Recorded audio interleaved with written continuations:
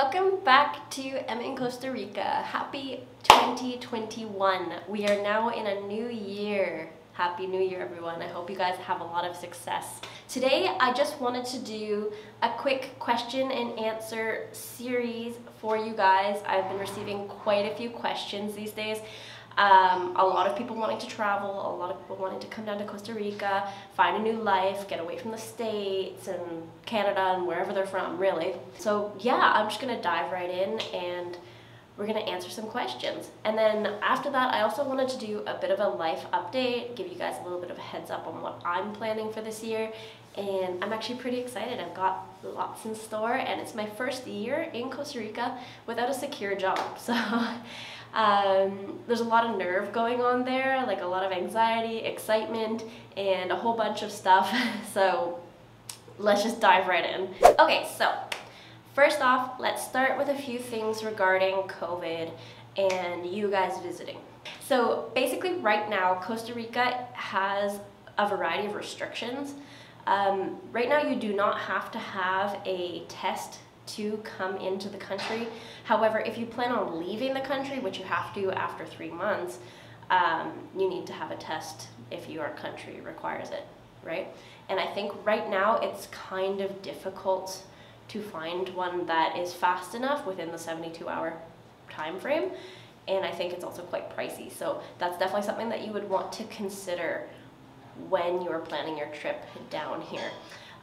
In regards to the restrictions, as of right now, it depends on different areas of the country. There's yellow zones, green zones, and red zones. Right now, we are in yellow in Cape San Antonio area, and that basically means that our commercial businesses can stay open until about 10 p.m. at night, and I believe they can open at 5 a.m. Another thing is the beaches. The beaches close at 7 p.m. every day, and basically they do that to avoid people from going out and drinking and partying and socializing and such, to avoid the congregation of people. So yeah, that's basically it for the restrictions right now. We do absolutely have to wear a mask every public place that you go. I mean, when I walk my dog and I don't imagine I'm going to run into anybody. I sometimes will bring my mask, but generally not, just because I know I'm walking by myself with my dog. So if you're freely walking around outside, I think you're fine for that. But we also do have a lot of tourists who are coming here and they don't have to have the test, right? So we as a community need to take more precaution with that sort of stuff, because we are in a situation where we are very much desperate for business. We need money, we need our economy to continue as it once was. If you go to a bar or if you go to a restaurant, you might find that almost all of the tables are full, even though that's a big no-no.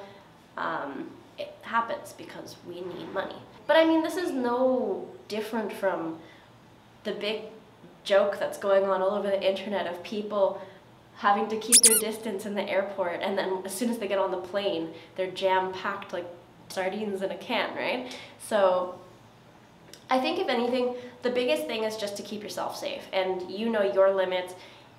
You know the situations that you want to put yourself into.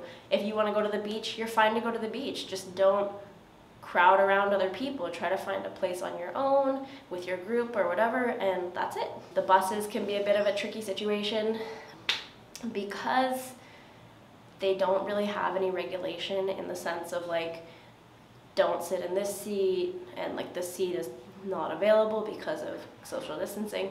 You basically have to fight for yourself. So I generally try to avoid taking the buses at the peak times. So what I'll do is I'll either take a taxi or opt to walk. It's still like a major rule that you have to buy a specific insurance or a health insurance in order to come, and I've heard that it's quite pricey. Some people don't care, they just want to do it, and that's fine. I don't have it, I never looked into it. I just read what other people say and through their experiences. So if you have ways around that, or if you have any suggestions or ideas, just leave it in the comments just so other people can get an idea of what's going on. Okay, so someone asked me what the cost of living here is like. That's a little bit difficult to answer because it's kind of constantly changing. The value of our cologne to the US dollar is constantly fluctuating. However, basically, you can always assume that Americanized products are going to cost more. So for example, I can buy a jar of peanut butter and it's going to cost me between $4 and $6. Whereas I could buy, I don't know, a chicken leg, it's like $2. So it just totally depends on what kind of products you're truly looking for. Because if you buy local products or products that are more common within the Tico community, then it's not that expensive. But if you're going to be looking for specialized products, imported products, popular American products, then you're definitely just going to blow your wallet away and not have any money at the end of the day. In comparison to sort of like the general income and for the economy, I would say food is definitely a bit of an expensive thing to have to pay for in comparison to housing and other bill type things. Like I find food is quite expensive in comparison to, or in proportion to, everything else. Can you live for under $1,000 a month in Costa Rica? It totally depends on you and your lifestyle.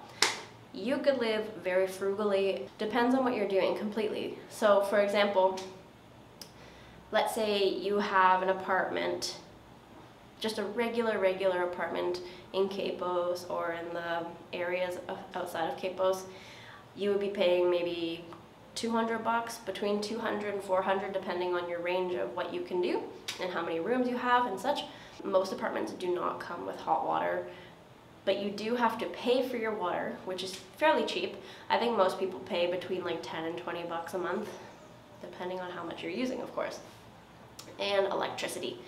Electricity is a bit of a killer because, well, again, it depends on what you're using. Because in my apartment, I have hot water and air conditioning in all of the rooms, right? I mean, we don't use it all the time. The hot water is always running, so basically that's a huge cost right there because it's a little tank that heats up the water, and every time you empty that tank, it needs to refill it and keep it hot. So when we started using hot water, when my mom moved down here, it really definitely upped the price of the electricity. I would say another $40 or something, between $40 and $50, the price went up. And AC, if you use AC all the time, you could consider that another $50 a month. So my mother and I, we pay about $150 a month in electricity by itself. But I also have friends who pay maybe $40. So again, it totally depends on your lifestyle and what you're doing and how much electricity you choose to use, right? In regards to food, we already kind of went over that. Depends on what you're doing with your diet and all that stuff. But if you're gonna go crazy, go out for dinners and buy all of these American foods like cereals and quinoa or pre-made products, oils, sauces, all that kind of stuff, it does start to get very pricey. Okay, so this is actually one of the last questions. How do I find companies that want me to produce videos and do photography for them? So that is a little bit of a, I think any creative might kind of be familiar with this one, but I do contact a lot of the companies first, asking if they would be interested. Because here it's a little bit complicated because not too many companies have a lot of money to be spending on this kind of stuff, and marketing in Costa Rica I find is not put onto some sort of like priority. It's actually very low down on the list of priorities. So I really do have to do a lot of cold calls and just send out an email and feel nervous until they respond. And sometimes it works and sometimes it doesn't. And there's a lot of negotiation that's involved too, because you'd never know if they're going to be able to afford your price, and but they might really want the service, so you kind of have to sometimes lower your prices a lot, but it can also help you in the end to find more work or be suggested to somebody else and such. I sometimes advertise my work on Facebook because Facebook is super popular here in the sense of getting your business out there. A lot of people do negotiation over Facebook. So I'll just post my photo, post it into a few Facebook groups here and there, and a lot of things come out from that. So that's great. But like I said, the money making is not the same. To be completely honest with you, like the average photographer could charge between $200 and $500 in the States or Canada for a 1-hour session, right? Depending on your talent, your equipment, and all that stuff. Here, it's not really all that possible unless you have a connection specifically to a foreign client. I guess that kind of leads into my final question that I want to answer is, do I have any suggestions for living in Costa Rica? If you are still of age to be working and you don't, if you're not prepared to retire, get a job and have a job that you can have while you're here, because it is extremely difficult to generate money here. Most important thing, have a job lined up, or if you're working remotely, that's fine. Make sure you get a place with decent internet. Okay, so now basically I wanted to just go over a few updates for you guys. New year, new things, exciting. So basically this month I already have plans to travel and film for you guys. I'm actually going next week. Ugh. I feel so hectic right now, but once I get there, it'll just be like, ah. But basically, I'm going to be traveling the country a little bit more. I'm heading north, if that gives you a little hint. That might be a 2-part video, let's see. And then after that, I also wanted to head down to a city and show you guys what a Costa Rican city would look like. So I have a few different things in my mind for this year. Definitely expect a lot more traveling, and I mean, if you guys have suggestions, I'm happy to listen and see what you guys want to tell me and see where we get from there, right? Next thing I want to talk about is in March, I have to leave the country.